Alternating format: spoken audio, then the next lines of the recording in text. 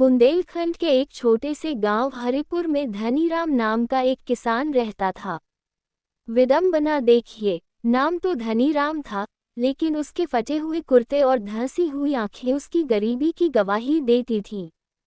उसके पास कुल 3 बीघा जमीन थी, जो पथरीली और बंज सी हो चुकी थी।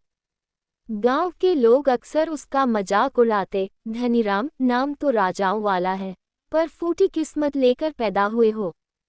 धनीराम बस मुस्कुरा देता। उसके घर में उसकी पत्नी सुजाता और 2 छोटे बच्चे थे। गरीबी ऐसी थी कि कभी कभी रात को चूल्हा सिर्फ पानी उबालने के लिए जलता था, ताकि बच्चे ये सोचकर सो जाएं कि खाना बन रहा है। एक साल सूखा पड़ा।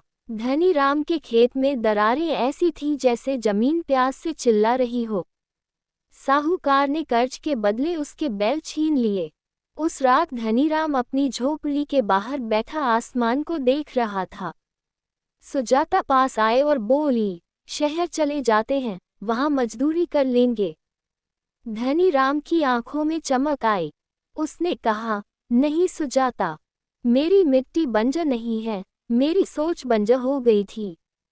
मैं शहर नहीं जाऊंगा, मैं इसी मिट्टी से सोना निकालूंगा। अगले दिन से धनीराम ने कुछ अलग करने की ठानी।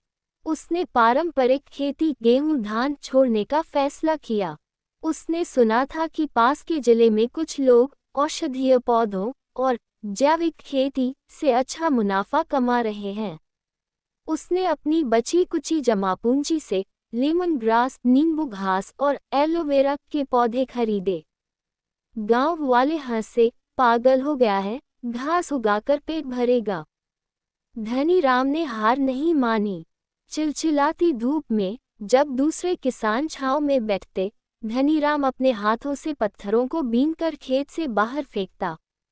उसने गाय के गोबर और फालतू कचरों से खाद बनाना शुरू किया। उसने खुद गड्ढा खोदकर वर्षा जल संचयन रेन वाटर हार्वेस्टिंग की एक छोटी सी तकनीक विकसित की। 6 महीने बीत गए। जहां गांव के बाकी खेत सूखे पड़े थे, धनीराम का छोटा सा खेत लेमन ग्रास की खुशबू से महक रहा था। उसने शहर जाकर एक तेल निकालने वाली कंपनी से संपर्क किया। जब वह पहली बार अपना माल बेचने गया, तो उसे उम्मीद से 3 गुना ज्यादा पैसे मिले। वह पहली बार घर लौटते समय बच्चों के लिए नए कपड़े और सुजाता के लिए एक चांदी की अंगूठी लेकर आया। ये सिर्फ पैसों की नहीं, बल्कि उसके आत्मविश्वास की जीत थी। धनीराम रुका नहीं। उसने मुनाफे के पैसों से आसपास की वह जमीन पट्टे लीज पर लेना शुरू किया जिसे लोग बेकार समझकर छोड़ चुके थे। उसने तकनीक का सहारा लिया। कम पानी में ज्यादा सिंचाई, एक साथ कई फसलें उगाना, बिचौलियों को हटाकर सीधे कंपनियों को माल बेचना। 2 साल के भीतर धनीराम के पास अपनी एक छोटी सी प्रोसेसिंग यूनिट थी, जहां वह खुद घास से तेल निकालता था। अब वह धनीराम किसान नहीं, बल्कि धनीराम इंटरप्राइजेस का मालिक बनने की राह पर था। जो लोग कभी उसका मजाक उड़ाते थे, अब वे उसके पास काम मांगने आने लगे। धनीराम ने किसी को मना नहीं किया। उसने गांव की महिलाओं को स्व सहायता समूह से जोड़ा और उन्हें औषधीय पौधों की कटाई छंटाई का काम दिया। अंधियारी गांव अब अंधियारी नहीं रहा था। हर घर में बिजली थी और धनीराम ने अपने खर्च पर गांव में एक छोटा सा स्कूल और अस्पताल खुलवाया। कहानी के 10 साल बीत चुके थे। आज धनीराम शहर की एक बड़ी हवेली में नहीं, बल्कि अपने उसी गांव में बने एक सुंदर और आधुनिक फार्म हाउस में रहता है।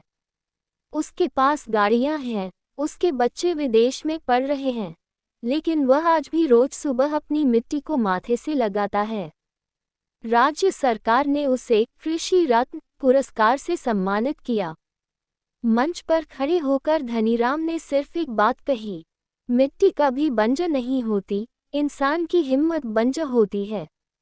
अगर आप पसीने से जमीन को सींचना जानते हैं, तो कुदरत आपको कभी भूखा नहीं सोने देगी। धनीराम की कहानी आज भी उस गांव की हवाओं में गूंजती है। वह एक गरीब किसान से करोड़पति व्यवसायी तो बना, लेकिन उसकी असल अमीरी उसके बैंक बैलेंस में नहीं, बल्कि उन हजारों चेहरों की मुस्कान में थी जिन्हें उसने गरीबी के दलदल से निकाला था। माधव एक सीधा सादा किसान था, जिसके पास विरासत में मिली 5 बीघा जमीन थी। वह जमीन उसके लिए केवल मिट्टी नहीं, उसकी माँ थी। लेकिन गांव के सबसे रसूखदार व्यक्ति लाला धनीराम की नज़र उस जमीन पर थी। लाला का मानना था कि माधव की जमीन उसके बागान के विस्तार में एकमात्र बाधा है। लाला धनीराम ने बड़ी चतुराई से जाल बुना। उसने गांव के पटवारी को विश्वास में लिया और माधव के सरकारी नक्शे में घोटाला किया। माधव ने घबराकर पूछा। लाला ने अपनी मूंछों पर ताव देते हुए कहा, माधव, सरकारी रिकॉर्ड के अनुसार यह जमीन अब मेरी जागीर का हिस्सा है। पिछले साल जो तुमने सूखा राहत का फॉर्म भरा था, उसमें तुमने अनजाने में अपनी जमीन का ये हिस्सा सरेंडर कर दिया था। अब ये सरकारी कागज देखो। माधव अनपढ़ था, लेकिन मूर्ख नहीं। वह समझ गया कि उसके साथ धोखा हुआ है। उसने विरोध किया तो लाला के लठैतों ने उसे बीच सड़क पर अपमानित किया।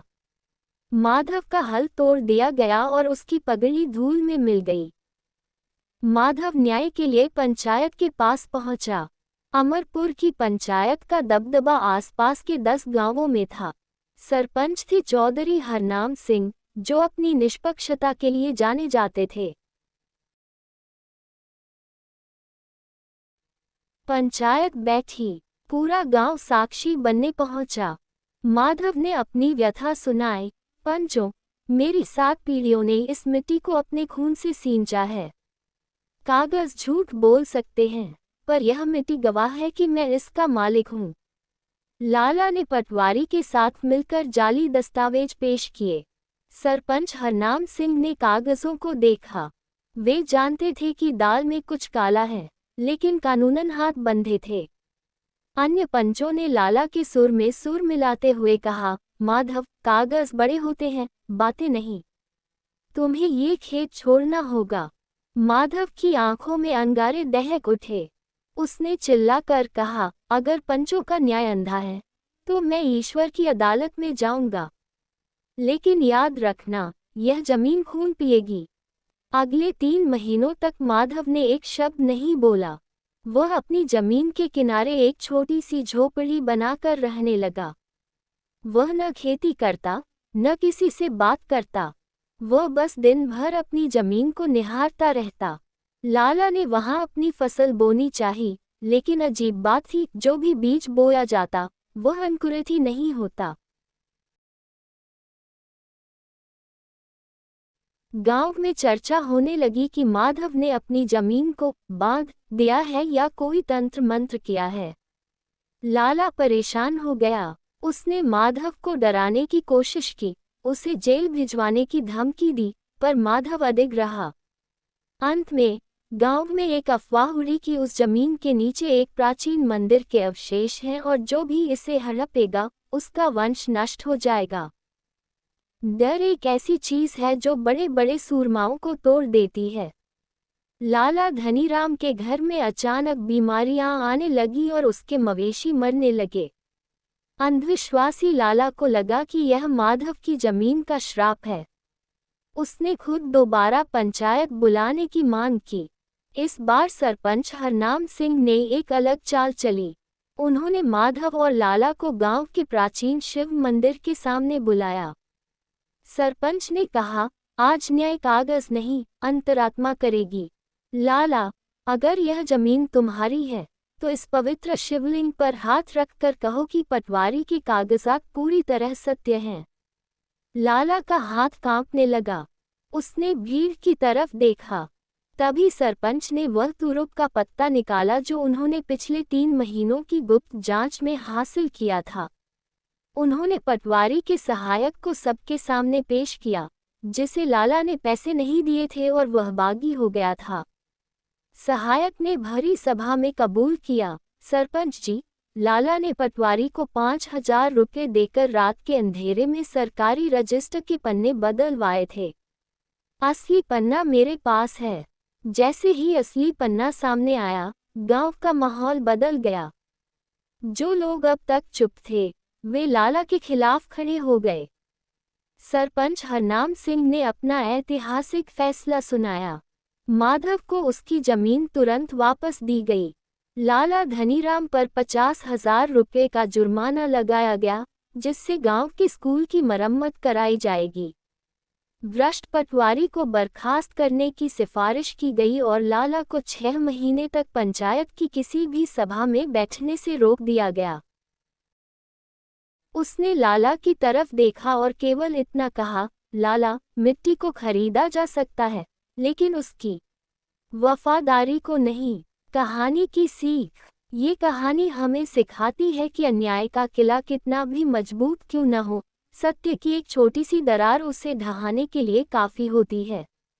धैर्य और सही समय का इंतजार अक्सर सबसे बड़े युद्ध जिता देता है।